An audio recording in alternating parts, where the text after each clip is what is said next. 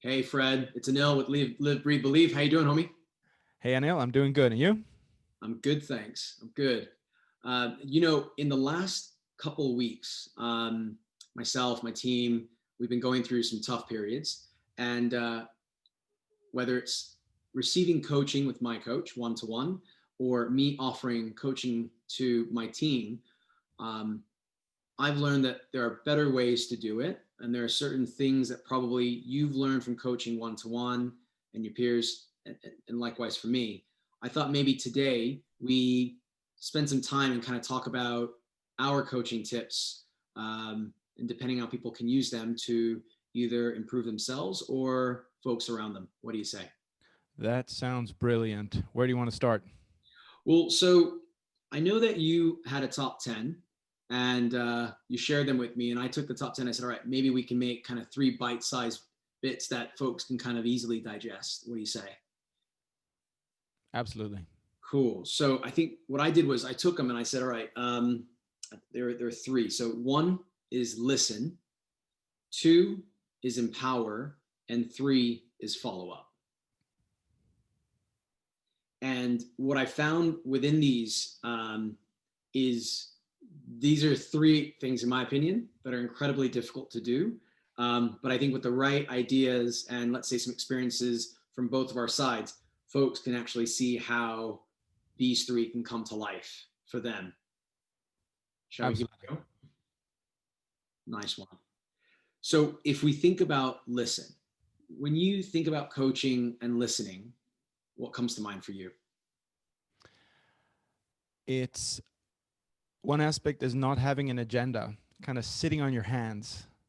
That the worst type of conversation that I can imagine is someone where I try to put something into the air, like I went to Mallorca on holiday, and the person I'm talking to says, I've been to Mallorca too. And when I was there, and they start talking about themselves. And I was hoping to talk about my Mallorca experience, and I was hoping that they would listen. Um, so that's something we can learn, I think, as managers in any type of relationship, that when someone starts describing their experience or their feelings, it's often very helpful to sit on our hands and listen, and then take it from there. It's so difficult to sit on your hands. I can speak from experience because you, you're wanting to talk, and I've heard two quotes around this. One is you've got two ears and one mouth, and the second one is when you open your mouth, you're showing what you know, but when you close your mouth and open up your ears, you're learning something you didn't. Yeah, I And like both of those. Very good. It's a very good start for having productive conversations. And I've done an exercise that I think is really interesting to do. If you have a friend where you have this career supportive relationship and you guys try to help each other, it's something that the two of us could do as well. To say, now I'm just going to listen, and you get to talk for a few minutes, and I'm not going to say anything, or you agree something like that. Maybe that I'm just going to affirm and nod and maybe cheer you on and not judge. So it's something very passive, very simple, and then you notice what happens, that the other person starts flowing and starts going in a certain direction, and they start saying things that they haven't said before. And as the listener, or as the coach, you resist the urge to jump in with your opinion and your solutions and your advice, and then we get surprised by what happens in that conversation. it makes me think when someone's ready to jump in, they're thinking while they're listening. And let's be honest, I'm a firm believer in multitasking at a certain point in your career can actually be messing up multiple things at the same time rather than actually getting things done. I'm thinking as you're talking, so it's like, am I Of actively course. listening or am I ready to like add to? How do you find that dynamic in that exercise Yeah, you I mentioned? think that is, of course, part of the challenge, and especially when we have an agenda in a conversation, then I have something that I want to get across, and that does prevent me from listening. It's almost like you experience it on some Zoom calls, right? It's like when I'm speaking, it's like your mic is turned off, and things like that. It can only go one way. That's why the intention is so useful. to commit in a conversation or for a short period of time to say, now I am just going to listen, whether that's a public commitment or whether it's just to myself, then I stop thinking about what I'm going to say next. And I notice when that urge comes up, and I realize that now my job that I set for myself was just to listen. And then I listen more intently. And the other person, I think, feels that they have that space as well. They are not about to be interrupted. They don't have to, keep the airwaves to themselves because they will not be interrupted. So then you get some silence, and then once again they can pick up where they left off.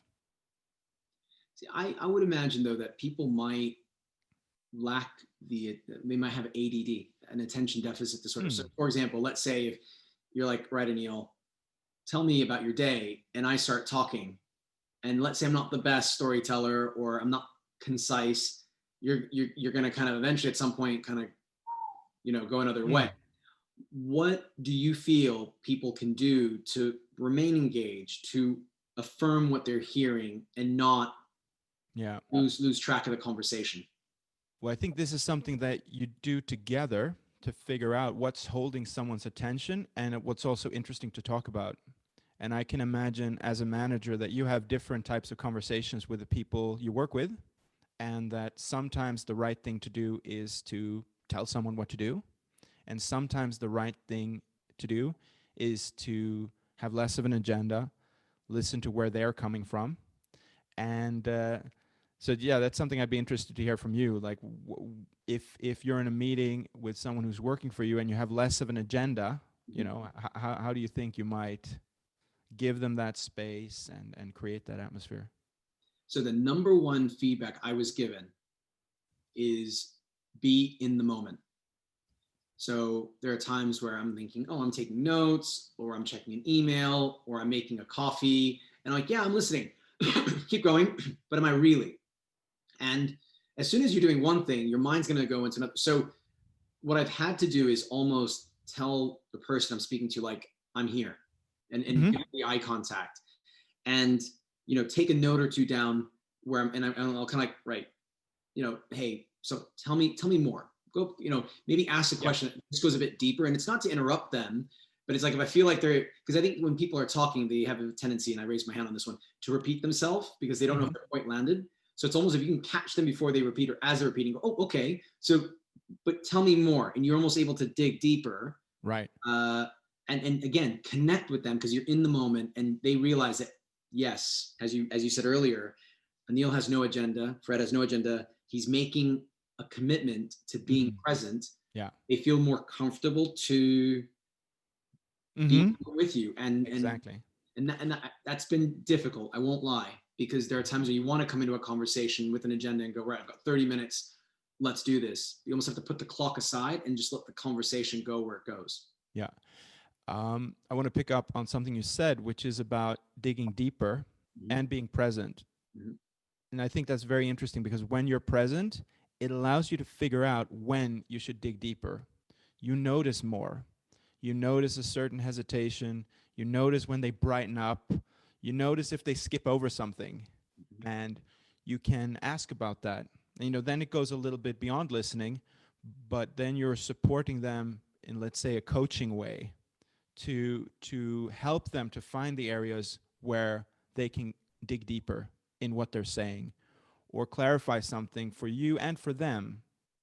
If something isn't clear to you, maybe it isn't clear to them either.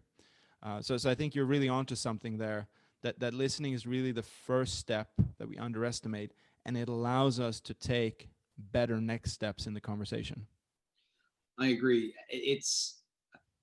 I think in terms of the next step of that conversation, it's almost when you've given that person that commitment, they're in that you've given them a safe space to speak in, and something that, even when you and I have spoken, it's, hey, Anil, tell me a bit more about, you're not leading me down a path. Like, in a way, you might steer me because you're like, okay, you've caught on to a theme. You're kind of like, let me see where I can go with Anil on this, but you're going to keep it open, but it's going to steer to a direction.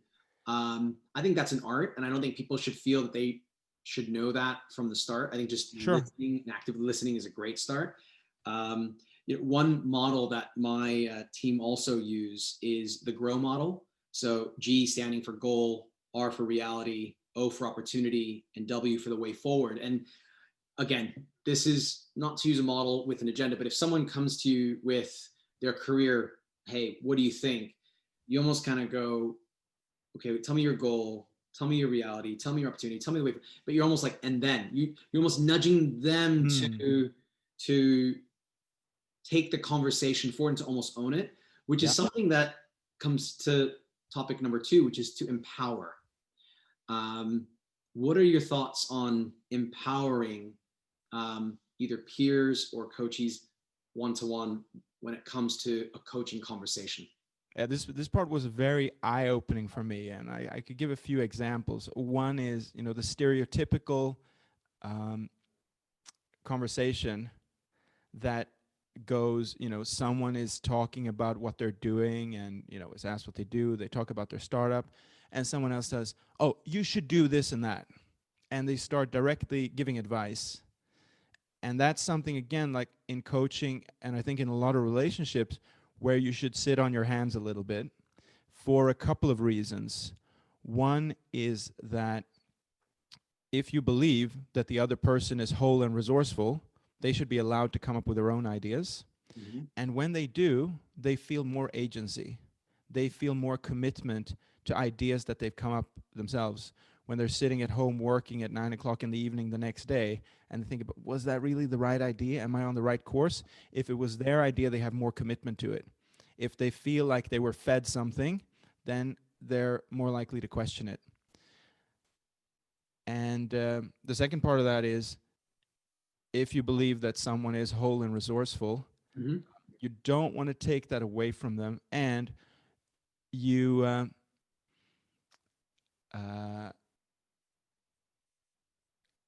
it's a little bit arrogant to say that you know better what's right. And the broader, the more complicated it gets, the truer it is that who am I to know what's best for them in their life, with everything that's going on, with where they're coming from. Whereas if I can find a way to get that out of them, to empower them to come up with their best ideas, then I'm truly empowering them. I love that, because I think anytime you try to change someone or show that you know better than them, you run the risk of losing them. Or in the back of the chat we had on ego, you run the risk of actually kind of almost taking their spine away, and they kind of go, oh, okay, I need this person, rather than needing themselves to do what they want to do. I'm going to share a quick story. Yesterday, I'm on the phone with my nephew. He's 10 years old, going on 11. Actually, he's going on 40, but that's another story. He tells me, right, we're going to start a business here at school. I'm like, what's that? He's like, it's going to be t-shirts, and we're going to take on Nike and Adidas. And I'm like, this is incredible. And I'm like, tell me about your idea. And it's like, it's called this, and we're going to do this. And I, you know what? I was like, this is my my rodeo. This is what I do. But rather than telling him what he should do, I was like, so tell me more. So what's your brand proposition? Okay. So what's your identity? What's your story? And I was like, have you thought about purpose? Yeah, we're going to donate this to charity. And okay. And have you thought about, we're going to recycle. And I'm like, in short, I'm like, this is a 10-year-old kid. Like, I could own this and go, no. Let me tell you how it's done. But like, just asking him questions. And he was like, I'm like, bud, tell me more, and when I see you in a couple weeks, tell me. And he's so excited. And I think, again, when you don't crush someone, or think that they need you, you actually unleash and unlock something within them that will just, it's almost Absolutely. Like they're on autopilot. And I think that applies to management as well. I'd be interested to hear your point of view. I heard a good saying, which was like, you can tell someone what to do or how to do it, but not both. Mm-hmm. So if you tell them what to do, then they're allowed to figure out how to do it themselves. Or if they've figured out what they're going to do, then you can support them in how to do it. Something like that, or giving people, again, more space and empowering them, I think is a common management challenge. What do you think? It definitely is. No, I wholeheartedly agree. I mean, again, speaking to a 10-year-old and then speaking to a professional, they both feel that they know how it can be done best, and you almost need to let them figure out if it was or wasn't. Yeah. Again, the old adage, you can teach a person how to fish, so they fish, how to fish for life, or you can catch them a fish and feed them for a day. it's that same idea. And, I think, like I love how you said it. They will feel more commitment, more self-belief if they have the opportunity. I think where maybe we run a bit amiss is if they screw up, we call them out. So you take the end of year Yeah. feedback. I'm going to highlight, hey, Fred, you did a great job here, here, and here, but you cocked it up here, here, and here. So next time you need to focus on more wins than losses, rather than going, how many losses did you have this? How many mistakes did you make? What did Yeah. you learn from that? Now that's Right. brilliant. Right. You hit on that. So I think that's a really interesting point, because it makes me think, like, we know what we should be doing in terms of developing people and empowering them, but then certain things get in the way. And I think that focus on what went wrong and the mistakes they made is one of them. Another one seems to be that it's faster to tell someone what to do. If you're the manager, you might very well have more experience. And so it's just quicker to tell someone what to do. And maybe there are other challenges as well that you've uncovered. I think, Fred, I think it's just that. Like, let's say 80-20 rule. I think you think it's faster, and it's faster now, but that's not sustainable. Yeah. And I almost want to manage expectations of my boss and go, hey, look, when you need that by, okay, cool. And then hand that to someone on my team, go, right, so what do you think is the best way to do it? Why? And it's almost, again, an opportunity to enable them the experience to improve their judgment and vice versa.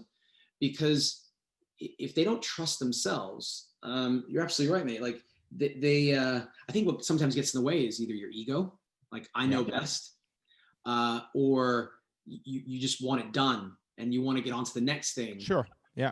And so I think those are things that do get in the way. Your agenda isn't growth. Your agenda is delivery. Exactly. Yeah. I have both. So it makes sense. I think something we're coming back to is that you want both. You want quick, efficient delivery, and you also want growth. You want to explore new things, but you also want to exploit what's already working and what you already have. And maybe coming more back to one of the principles of coaching, which would be, just to bring it up so that when you have conversations, you decide what you're talking about. Are we now making some time for growth, or are we now under a lot of time pressure and we're just going to deliver?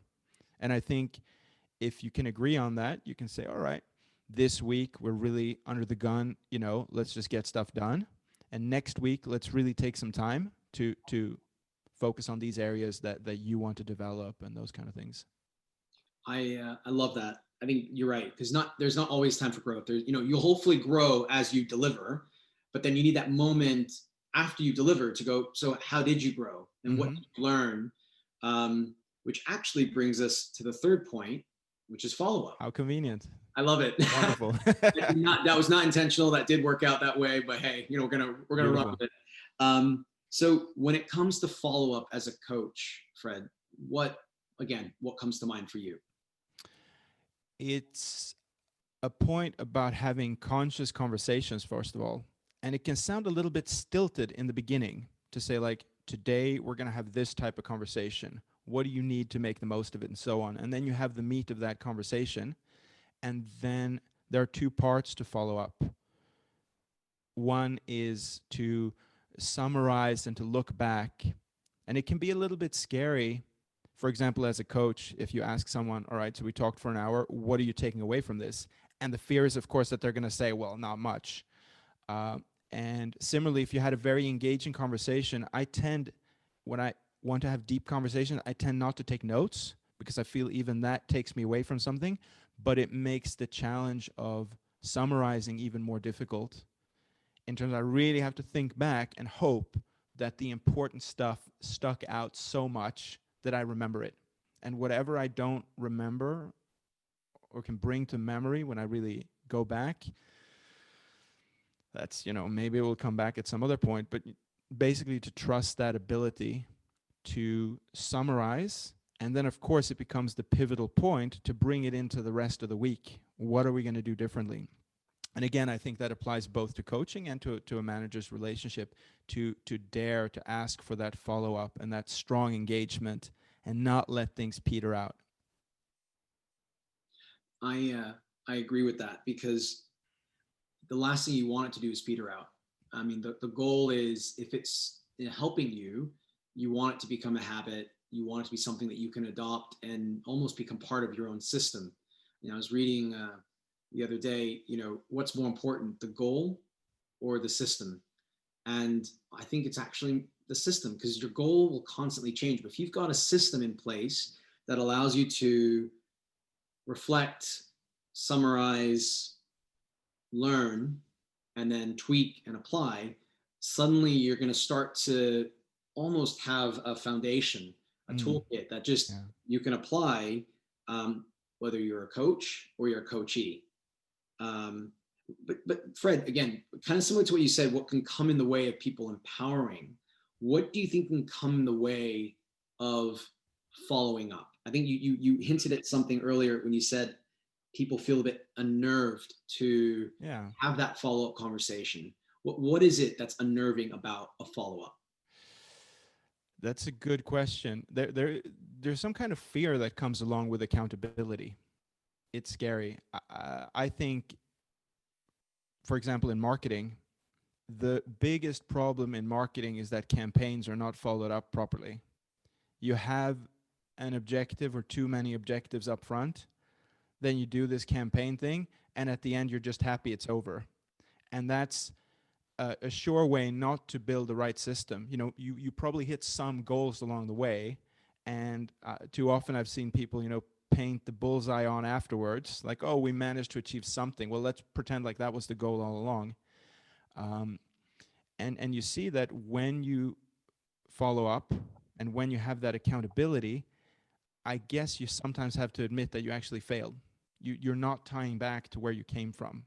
I don't know what your experience has been in terms of like campaigns and big initiatives when it comes to accountability, follow up, post mortem. Man, so okay, there's a couple ways I can think about this, and I'm gonna let me try to keep it simple, as we should. I think people do fear accountability. They fear messing up, right? So when it comes to recapping something that they've done, I think they'll want to bury what went wrong and really highlight what went well. And unfortunately, I think people are rewarded for what went well, going back to what we said earlier, rather than kind of what you learned from what didn't. Um, I think people will say that in conversation, but they won't put it in writing, which I get. Um, but I think we love talking about our successes. Um, and I was listening to Matthew McConaughey the other day, and I love this. He's like, you know what? When you succeed, write down what helped you succeed. Like, write it down, because when you come back to it, that's that was an ingredient that helped me be successful. Or when I was successful, as much as we write down, and you should, what went wrong when you failed, because I love it. We always come back to fear. Mm. And there's Yeah. that fear of blank, accountability, of delivery, of not listening, of not showing up. And I think as a coach, it's Yes. enabling that person to almost overcome that fear. I think so. Have you, in the coaching that you've done, have you seen your coaches evolve in how they not necessarily even overcome their fear, but embrace their fear? Absolutely. Because as we talked about before, fear and anxiety come up so often. Mm-hmm. And there are ways to deal with it. Like we mentioned, the unwinding anxiety app, or just like going into the body to see what's actually going on. And you notice it. I've noticed it in myself when I've made a concerted effort to address something, and when my clients have done it, you get results. It's about putting your attention there. It's about, I think, having someone by your side helps. And this is, again, it can be anyone. If you have these conscious conversations with someone, you say, look, I'm really struggling with this. This is like a topic for me. As soon as someone listens and understands you, they start to summarize what you said. You get the feeling that they've understood you. Mm-hmm. Half the suffering, at least, half the fear, half the worry goes away straight away just by being heard and understood. Then, if you can take the second step of empowering them even further, I think a point that we didn't hit on there is solutions focus, letting people come up with a solution rather than get stuck in a problem is a very simple way also to empower people to look into the future, project themselves into the future and into a state where the problem is solved, and to work with them on the follow-up on these small things. Maybe is a nice way to recap, how those three things can play into alleviating fear, getting over the fear of accountability or any other fear. Normally I recap. Fred, that was brilliant. Love that. Being heard and understood, empower that future mindset, visualize success, visualize the solution, go into that future state of mind, and follow up. One or two things, super simple. Don't need for rocket science. Don't need a laundry list, because I think sometimes we get bogged down by that. Keep it simple and follow up, and just make sure you're making progress. And one of, again, my favorite expressions, it's progress over perfection. And I think as a coach, if you're seeking perfection, maybe you're expecting too much. And as a coachee, if you're achieving progress, you're going to unleash more and more each day in order to deliver what is important for you. So that's brilliant. I kind of want to just ask you, Fred, just as we kind of close up, have you ever started a conversation with the coachee just asking the question, what do you need from me? That's a very good question. The answer is yes. And I think that's effective when someone has been speaking their mind and their heart. And we get a little bit stuck sometimes. And then I think it's a good idea to turn it back to them. It shows that we're available and we're there, and we're not setting the agenda or coming up with a prescription, but we offer ourselves in this way to be there for them in the way that they need it. And again, that in itself is incredibly comforting and empowering. And maybe they can even think of something like, how would you like me to support you? Exactly. Because I think, again, because we do risk jumping straight to solution mode or problem solving mode when sometimes someone just wants to be heard. Yeah. And it doesn't have to be professional. It can be your partner, it can be your kid, it can be a sibling, it can be your parent. Sometimes we just want to be heard. And then is the moment right to channel them to where they want to go? Or is it just a moment to just say, right, that's good. I've listened to you. I've heard you. When you're ready, we'll do more. Yeah. Hey, Fred, I love this. I want to leave you with something. I had a conversation before we did today with a close friend of mine. And what he said to me was, the leader you are inside is the leader you are in life. And I love these conversations with you because, again, I know I'm someone who believes in know you to be you. And I think these are tips, these are ideas, these are examples that I'm sure folks can relate to and even think of their own that will allow them to be a better leader inside, because that'll allow them to be a better leader outside. So thank you again for your time, Fred. Have an amazing afternoon, bud. Absolutely. Thank you.